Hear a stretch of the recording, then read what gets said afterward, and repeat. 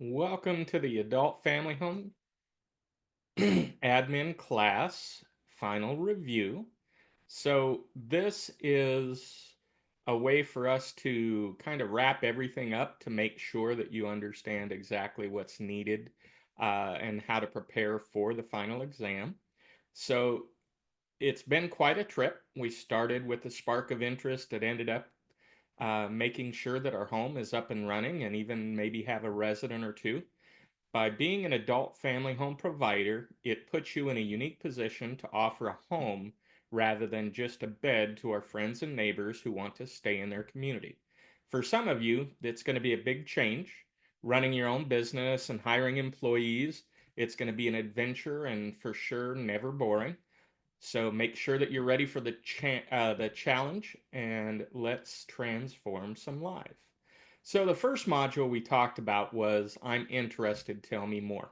In this module, we discussed the profession is heavily regulated and monitored. You will be caring for individuals that may have multiple complex needs in the community, and we talked about many resources that will help you be successful when owning your adult family home. We talked about what an adult family home is, your roles and responsibilities and skill sets that you need and how to succeed in this profession. We also explained and explored cultural competency and introduced you to person centered philosophy. Some of the key points that we discussed are that adult family homes are neighborhood homes where the staff assumes responsibility for the safety and well being of the residents. You are responsible for your residents' care 24 hours a day, 7 days a week, even if you are not currently in your adult family home. As an adult family home provider, it is important to understand your expanding role, your increased responsibilities, as well as the need to enhance your skill sets. You must ensure that every resident is treated with respect, dignity, and compassion. You need to know and understand all of the adult family home rules and regulations, such as resident rights. You need to prevent all forms of abuse and neglect, keeping details up to date and accurate records. You need to be literate and communicate in the English language. We discussed who lives in an adult family home, how to find your niche or specialty, and discussed why it's a good idea to offer services that are unique. You cannot discriminate when you open an adult family home, so you have to make sure that even if you are serving a niche, that you do not discriminate. And you need to understand the practice, cultural competence, sensitivity, and humility needed to operate an adult family home. We went over person first or identity first language, ask, using inclusive language. Words are powerful and can have a significant impact on others. We discussed the implementation and the use of person centered philosophy in your home, and there are additional resources on person centered planning, and you can review that in the book Person Centered Planning Key Features and Approaches by Helen Sanderson. You also will know who your partner organizations and resources are and where to find them. Module 2, we discussed what are the rules and how you can become qualified. Adult family home applicants must meet several requirements before applying for your adult family home license.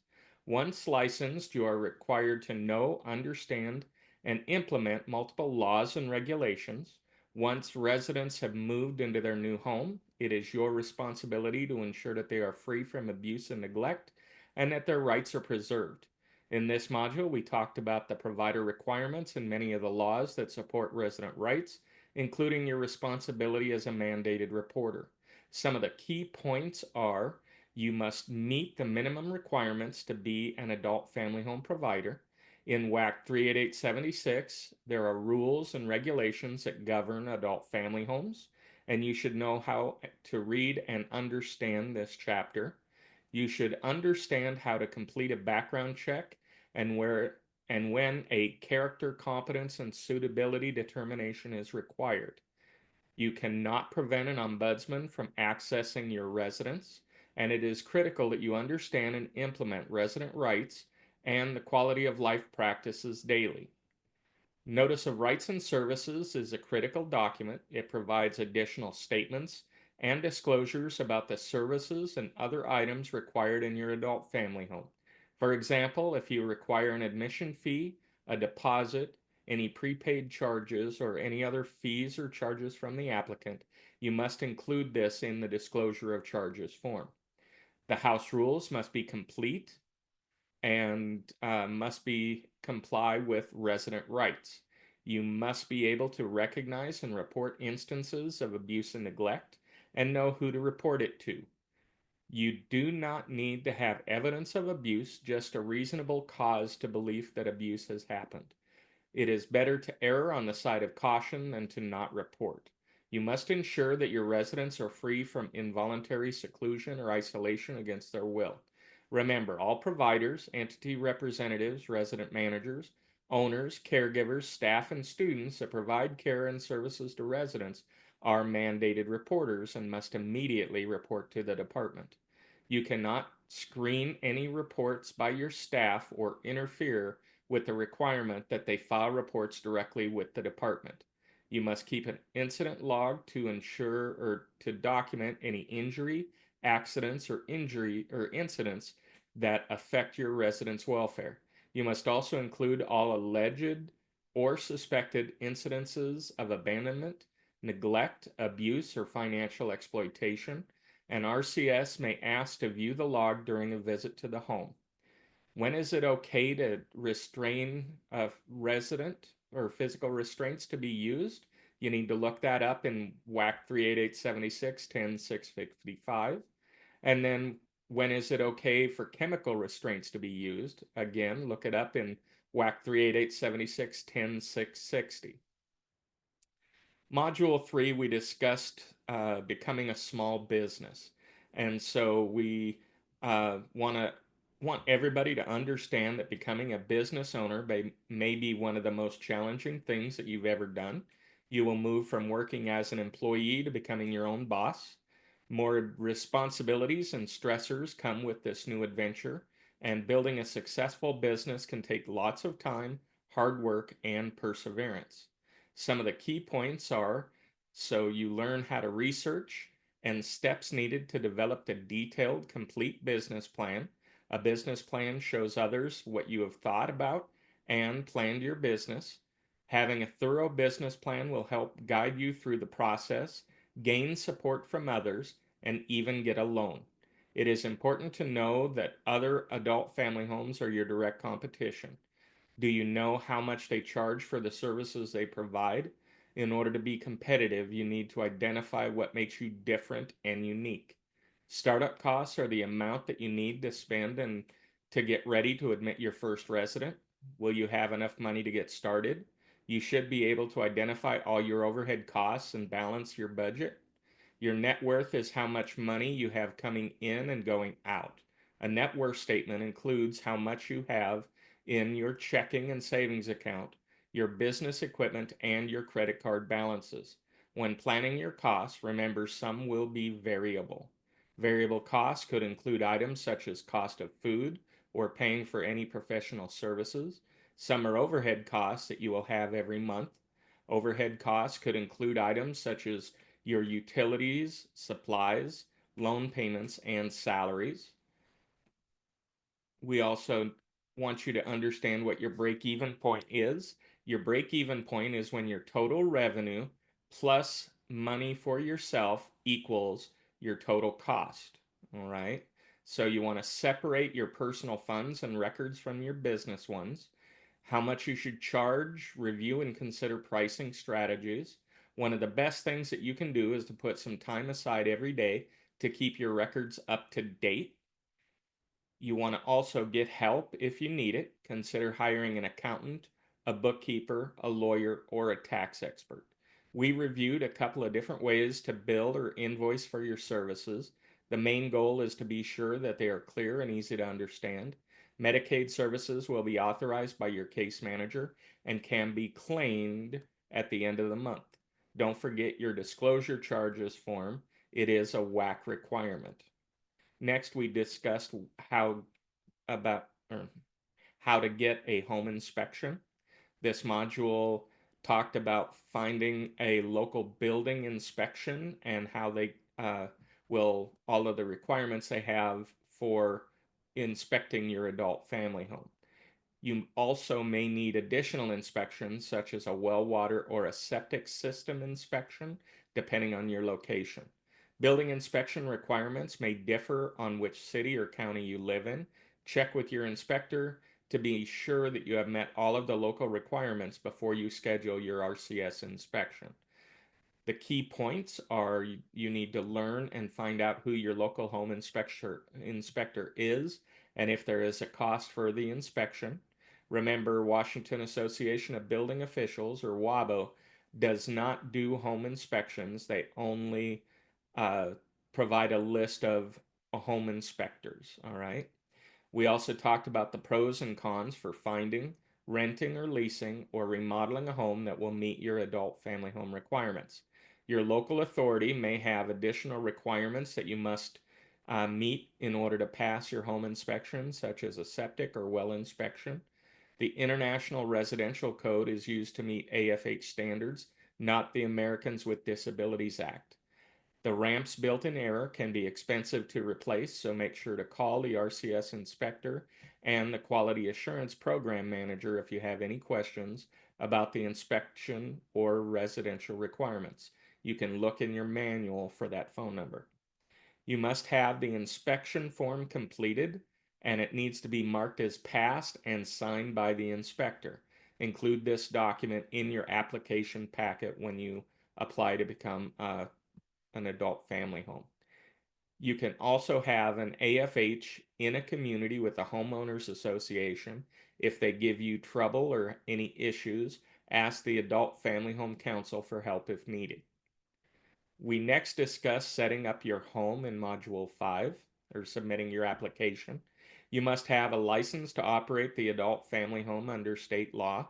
RCS within the Aging and Long-Term Support Administration is responsible for licensing and regulating adult family homes. In this module, we learned that all adult family home license applications undergo a thorough process that includes criminal background checks, financial assessments, review of complaints, complaint history, verification of education and training, caregiving experience, as well as on site inspection. Some of the key points that you need to be on the lookout for are managers in the business analyst and application unit, BAAU, will answer your questions about submitting your adult family home application. You can email BAAU at baau@dshs.wa.gov or call the number for BAAU that you can find in your module. You can also expect a response within 48 business hours as they do not respond immediately to emails or phone calls. Do not be one of the 98% that have their applications returned. By using the web-based application, this should help reduce a lot of the errors that were happening in the original process. So follow the instructions carefully and call if you have any questions. Remember to make a copy of everything that you send to BAAU. They cannot return or make changes to your documents. Pay attention to deadlines. Missing a deadline can result in your application being voided. You must submit your application within 1 calendar year, or you need to complete your application within 1 calendar year after you submit it to become licensed. You also have 60 days to make any required changes to your application packet. If you miss the deadline, your application will be voided and your money refunded. Be sure that you have your business email account set up and look at it daily. Also, check your junk mail folder. You need to meet the training requirements that are in place at the time of the application. BAAU will do a credit check and make sure that you have all the required documents, policies, forms, and certifications needed, and pay attention to detail.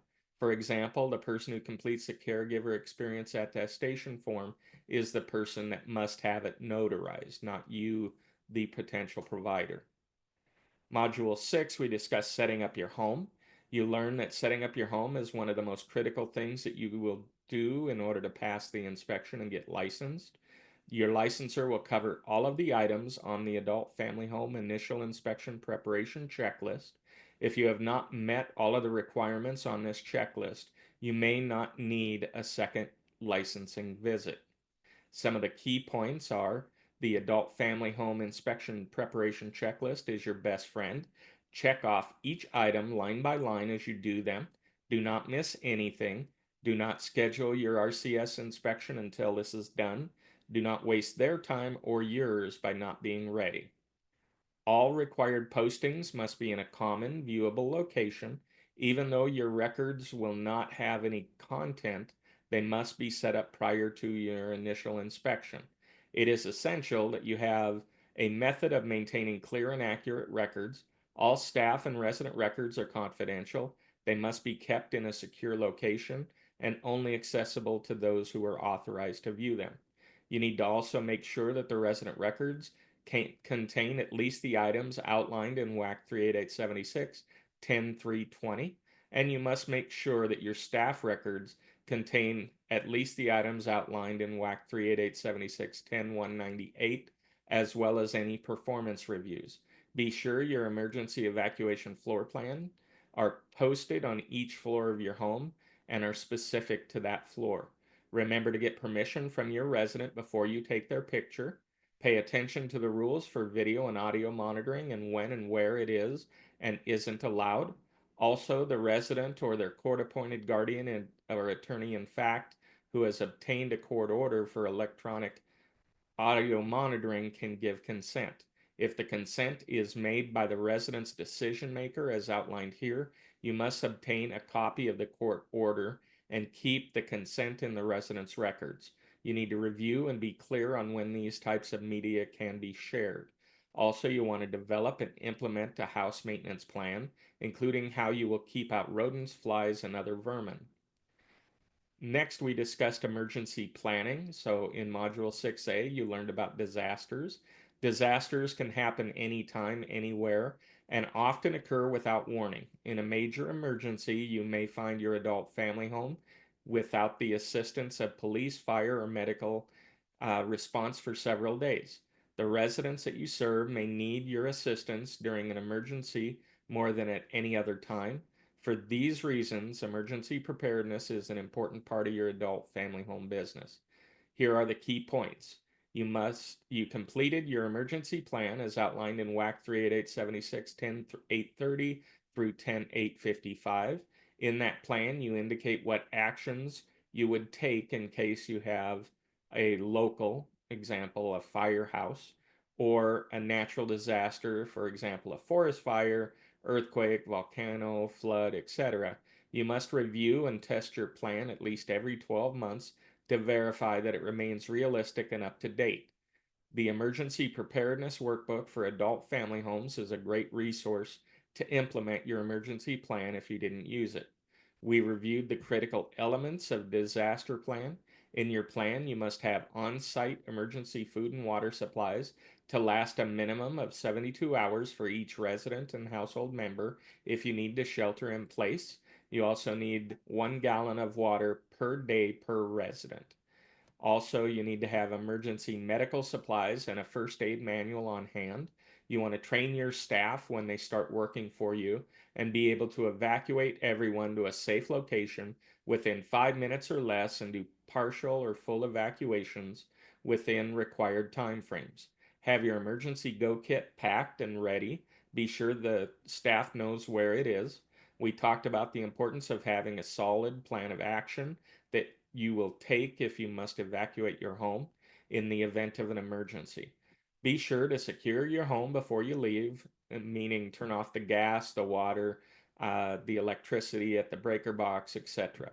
If you are able and you want to also notify RCS when it is safe to do so. You should have a list readily available to others, guardian, case manager, etc., and you will need to notify them in an emergency. So you want to have numbers for all of those as well. Remember, you have to have contingency plans if you uh, if you care for a resident that is dependent upon electrical equipment.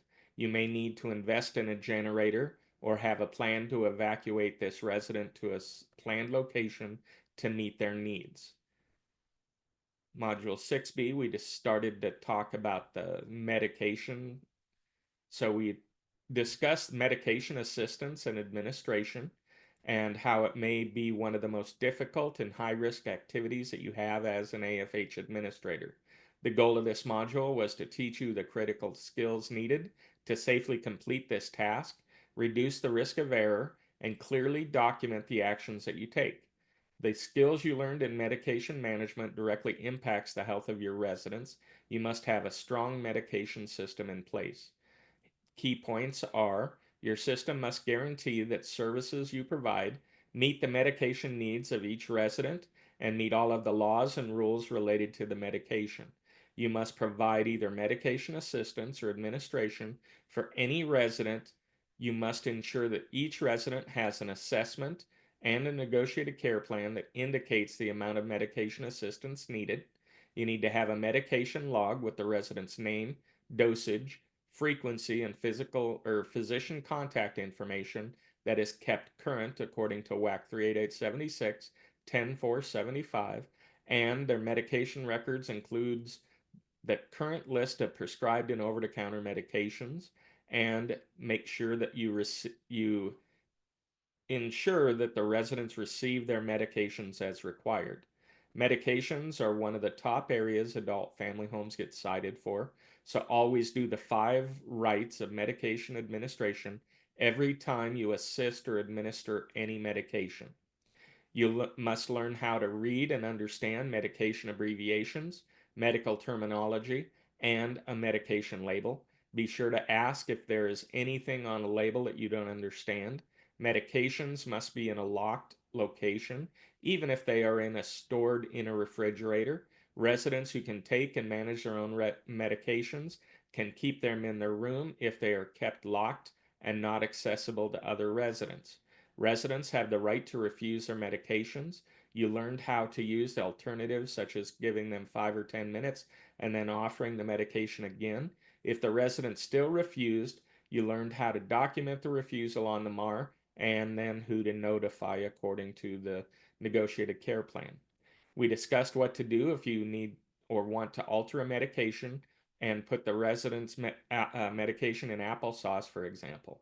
Some medications cannot be altered, and before you alter any medication, you must have the permission of the pharmacist or physician. The resident must know that you have altered their medication and are placing it in their food. The timing of the medication administration is important. We talked about what to do if you missed giving medication on time, and what to do if you are still within the administrative window or outside it. Clear documentation and communication are a must. If your resident's family wants to use a medication organizer, be sure it is properly labeled with the resident's name, the name of the medication, the dosage, and dosage frequency. Ensure only those who are legally able, such as an RN or an LPN, or the resident or their family, fill the medication organizers. You want to consider using a long-term care pharmacy who can package your resident's meds in alternative ways, such as a bubble pack. Have a plan on how you manage medication if the resident is out of the home and how it is documented. And we discussed the correct storage method and disposal medications, including the extra steps required to safely store and dispose of narcotics. It is important to build a good relationship with your resources, such as a long-term care pharmacy. Your pharmacist can answer all questions related to the medication. They can also print out the MAR package medications, um, bubble packs, as mentioned above, as well as deliver them to your adult family home. Long-term care pharmacies may offer different services. 6C, setting up your homes. In this module, we talked about the medication administration record. The MAR is a record of what prescriptions have been ordered for your resident and records your medication administration actions. The MAR is confidential and part of your resident's record. During this time, we learned how to complete a MAR. We learned how to recognize an error or make corrections, add as well as discontinue medications. Here are the key points. You should be confident in the steps required to fill out a MAR, such as how to make a correction, add a new med, document when a PRN was administered, or document when a resident refuses a medication. These tasks will be a daily common activity. It is critical to pay attention to the details. Always follow the MAR rules, i.e., never document on the MAR until the medication has been given, and then only immediately after do you document. Document only one resident's meds at a time, not all of them. Never use whiteout or ditto marks, a pencil, or anything that can be erased. Ensure that all individuals assisting in medication administration has been trained and that nurse delegation is in place if needed. And then have the MAR signed and initialed, and the initials must be at least 2 letters on the MAR when giving the medication. Follow the 5 rights of medication administration every time. We then discuss nutrition and activities, and how they play a vital role in your residents' well being. While managing an adult family home, you must provide residents with a nourishing, appetizing, and well balanced diet that meets their daily nutritional and special dietary needs. Additionally, you must consistently consider the food preferences of each resident. You learned about different activities that match a resident's physical ability and mental acuity. Activities can be planned for individuals or for groups. Residents need to be challenged with activities that are both entertaining and perceived as worthwhile by the residents.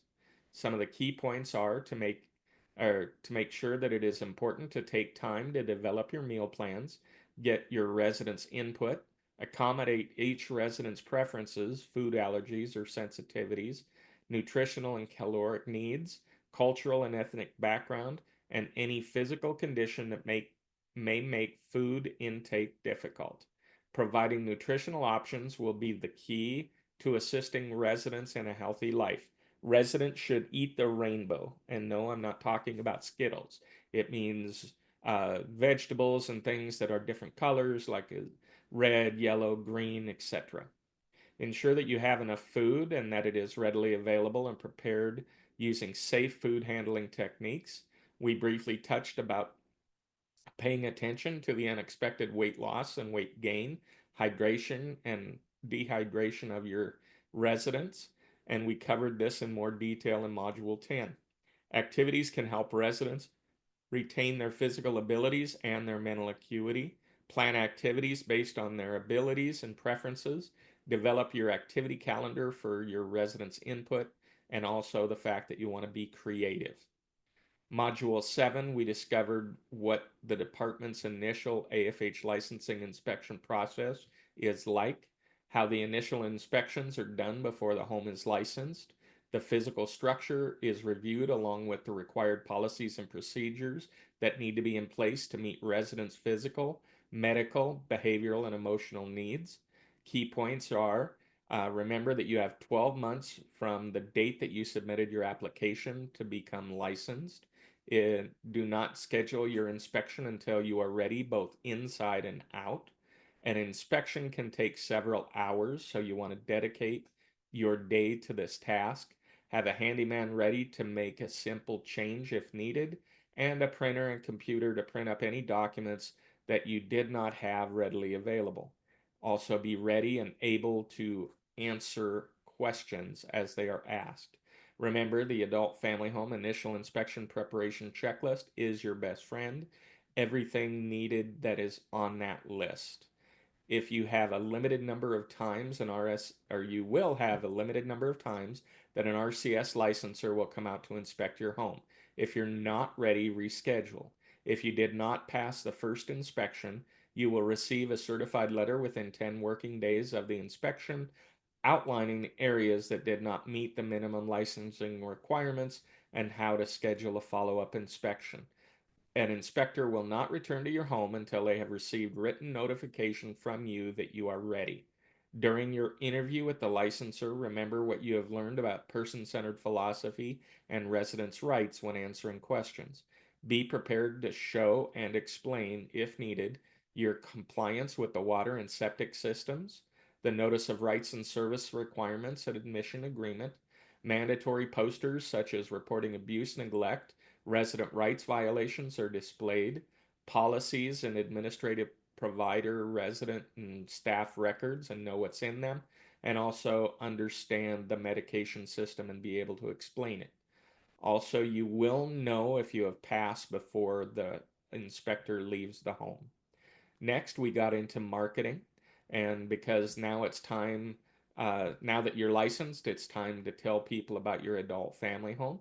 As the owner of the adult family home, it is your job to make sure that your house is full, preferably with a waiting list, and also have a plan to fill any beds that become available. In this module, we learn the fundamentals of good marketing techniques and how to successfully apply them to your own marketing activities. We also discussed the types and requirements of liability insurance. Some liability insurance companies may require you to meet additional conditions to purchase insurance from them. You must be able to provide proof of insurance when requested by the department. So key points are to shop around and for your liability insurance and ask if they have additional conditions. Implement your marketing plan. Always keep the 4 P's of marketing in mind. Tell everyone about your home. Have your business card in your pocket and your website ready to go. Marketing is important and it can help you. So make sure uh, that you have enough paying residents to keep your business running. Provide a steady stream of income for you to pay your expenses, as well as have enough money to pay yourself. Marketing is your uniqueness. So you need to market your uniqueness and how you differ from all of the other adult family homes that are around. Focus your marketing on your location. How far your marketing strategy goes will depend on the location of your adult family home. Remember to be careful with your marketing message. Do not use phrases such as the lowest cost or most affordable or will beat any price. It can make you look desperate to get residents. Use several different types of marketing strategies. It is important to know what other similar products or services are offered in your area, who is your competition, and this will tell you where the gaps are and how much you charge for your services and who may give you referrals. It's time to think about the residents you want to care for. We explored this a bit in Module 1. I'm interested, what is your niche? So you also want to create your customer avatar so that you can answer and focus your marketing research on that community. Remember to use your logo and tagline when advertising. Tell people about your mission and your visit or vision. Get comfortable networking. It's about building relationships. Let people know who you are. Set a networking goal and meet it. Develop a short 2 to 3 minute speech about who you are and what you do. Module 9, we discussed getting ready to admit a resident. In this module, we talked about Washington's Medicaid programs and the care assessment tools. You learned about the care levels and how they meet the different classification groups. These groups determine the Medicaid rate that is paid for by a resident's care or paid for a resident's care. You were introduced to Provider 1 and also the Medicaid payment system, which is Provider 1. We discussed the role of the case manager in it. We also covered how private qualified assessors completes an assessment and the preliminary service plan, ensuring all the elements required by WAC are addressed, and these documents outline the resident's care needs as well as their strengths and abilities. Here are the key points.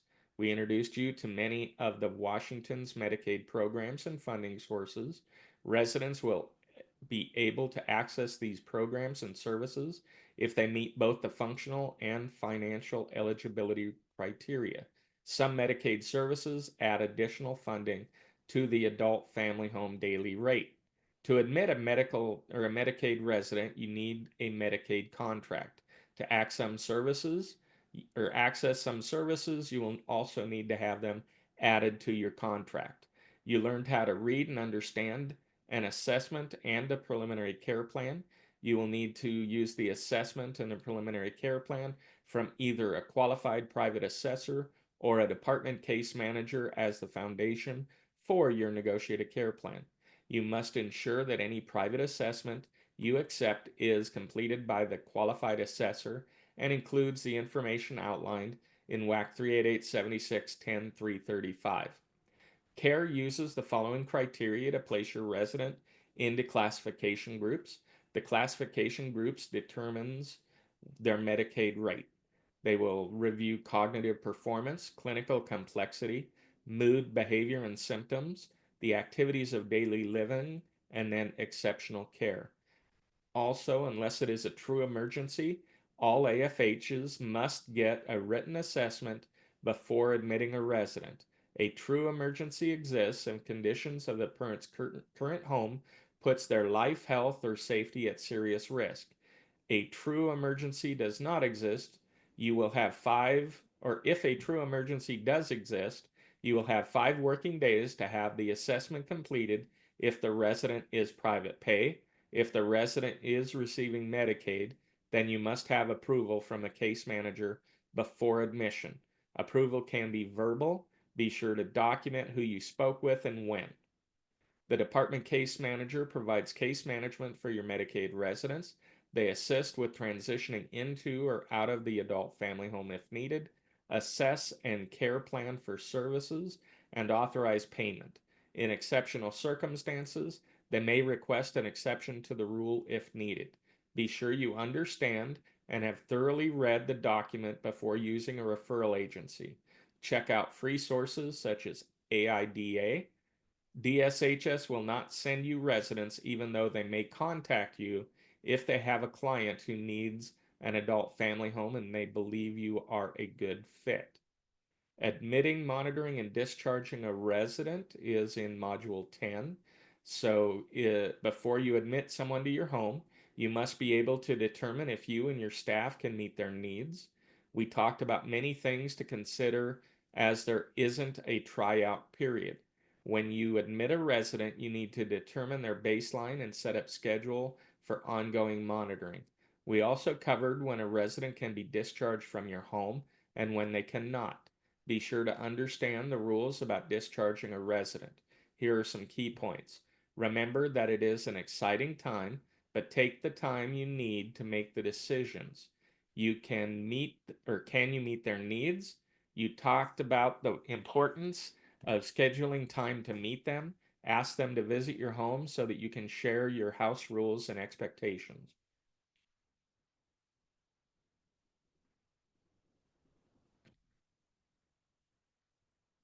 Visit and get to know them, review their assessment. Does it match the person in front of you? Remember, there is no tryout period, so discharging a resident can be difficult.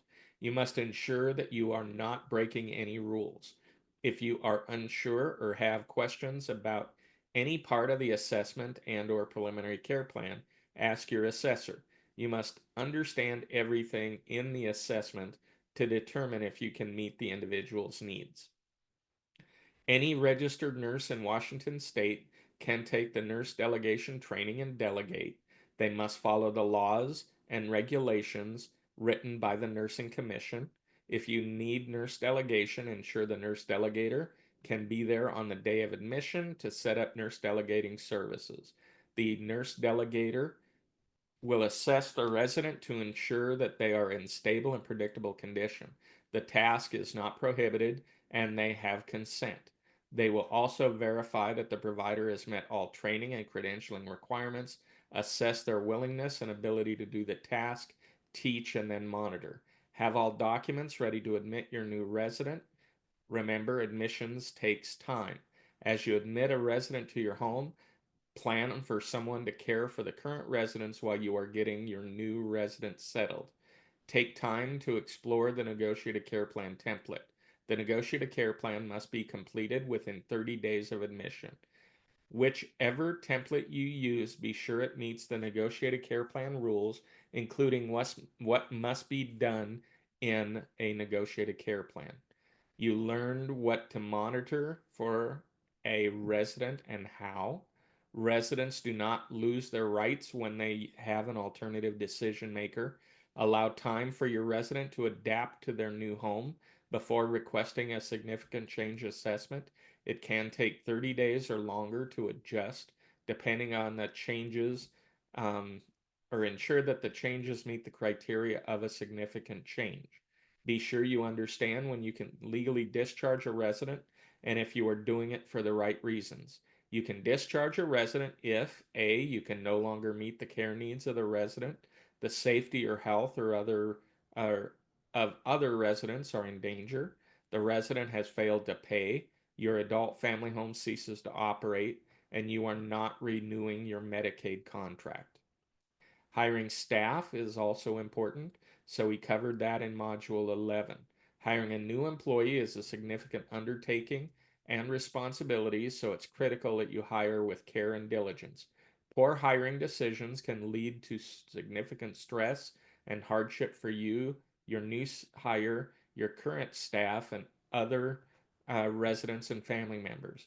Having a dishonest, unproductive, unqualified, or unreliable caregiver can damage your reputation, cause you to receive citations, generate client complaints, and ultimately result in substandard care for your residents. In some cares, in some cases, a significant disagreement with a disgruntled employee can result in a stressful job separation, retaliation, anonymous complaints against you, and costly unemployment claims. Some of the key points are: have you thought about the environment you want to have for your employees? A positive workplace culture is vital to your success. Share your adult family home mission and vision, your goals and philosophy of care. Think about what you are looking for in a caregiver or other staff that you may need. Consider these questions. Do they have the required training and certification to do the job? Do they have a good idea of the responsibilities and the duties you need? What about qualifications and skill sets? We talked about many avenues of finding caregivers for your adult family home. Placing a newspaper ad is no longer the best way to reach a potential employee. A good approach is to try several of the online employment options. The best person may be someone you already know. You may want to consider using an employment agency. Using or explore recruiting strategies that will work in your location. How will you advertise? Use the same application and process for everyone that you are interested in. Consider doing a phone screening, writing down what you will look for during an interview. Have a list of questions that you will ask everyone that you interview. Remember, there are some questions that are illegal to ask. These include any question about race, ancestry, sexual orientation, age, disabilities, and religion. You cannot ask if they are pregnant, your children, or have children, or if they are married. Always, always, always call their references. Use and adapt the new employee checklist to ensure that you have met all of your legal obligations for new hires. Pay attention to time frames. Some activities need to be completed on the date of hire or very shortly thereafter. Some, such as a background check, must be completed before the first day of work. Completing a background check, fingerprinting, is a critical task for new employees. Review the background check website to ensure that you are up to date on all rules and regulations. You may need to act on a BCCU notification letter that you receive. Explore the employee handbook template provided by the Long-Term Care Foundation. It is a great source for developing your own employee handbook. Your handbook should include topics such as attendance, leave, roles and responsibilities. This document should be given to your new employees on their first day and reviewed together. Arrange for someone to care for your residents as you welcome your new employee. You will need to complete all of the required documents, complete safety and orientation, and your adult family home orientation. Give them a tour of your home, both inside and out. Introduce them to your other staff and the residents that they will be caring for. Take time to review the residents' negotiated care plans with the new staff. Are there any special needs or processes in your home? They will need to know where all supplies, materials, and records, etc., are kept. They will also need to know your safety or fire evacuation process and your universal precautions. You want to develop a standard performance review process that you will use for everyone. Review Reviews should be based on job related functions included in a way to plan for performance approval, and have a way to respond to the review. Be sure to address any issue as they come up. Do not wait for scheduled performance review. Addressing any issues right away so that they do not escalate into something bigger. Nothing discussed at a review should be a surprise. You cannot take any adverse reactions or actions against an employee who exercises protected rights, files or intends to file a complaint, or who has discussed potential violations of their rights. Module 12, Regulatory and Quality Improvement Visits. Residential Care Services conducts unannounced random visits to adult family homes every 9 to 18 months after the initial licensing. The date of the inspection is kept confidential and not shared with anyone. Licensors use the predefined process to ensure consistency of the inspection process. The goal is to ensure homes comply or continue to follow the regulations. In this module, we covered what to expect when RCS visits your home and the different types of visits. Failure to meet regulations may result in consultation or a citation. We covered the enforcement process and how to move through the informal dispute resolution process. Here are key points. Throughout this video, we've talked about many of the rules and regulations you must know and follow. Failure to comply with these rules and regulations may place your residents at risk for abuse, neglect, and financial exploitation. The AFH guidebook has 2 full pages of examples of noncompliance. Inspection means a review by department personnel to determine the health, safety, and well-being of residents and the adult family home's compliance with WACs and RCWs and other applicable rules and regulations. There are several types of RCS inspections and investigations, such as your initial licensing inspection, monitoring visits, ongoing reviews, and complaint investigations. The licensor will want to observe the care and services being provided, set them up in a place where they can observe but not interrupt the activities of your home. During a visit, the licensor could ask for any documents to review and will conduct interviews with you and your staff. You will know before they leave if there are any findings. The severity of the findings will determine the enforcement action any enforcement actions taken and what must be done to bring your home back into compliance. It could be consultation that it is provided or steps taken to immediately correct the situation. You may need to develop a plan of correction or a plan of action. Verification of corrections also depend on the circumstances. RCS may take one or more of the following actions if you failed or refused to comply with the requirements. Conditions can be placed on your home. They can impose civil penalties, stop placement, a summary suspension, or a revocation of your license. Actions depend on the severities of the violations.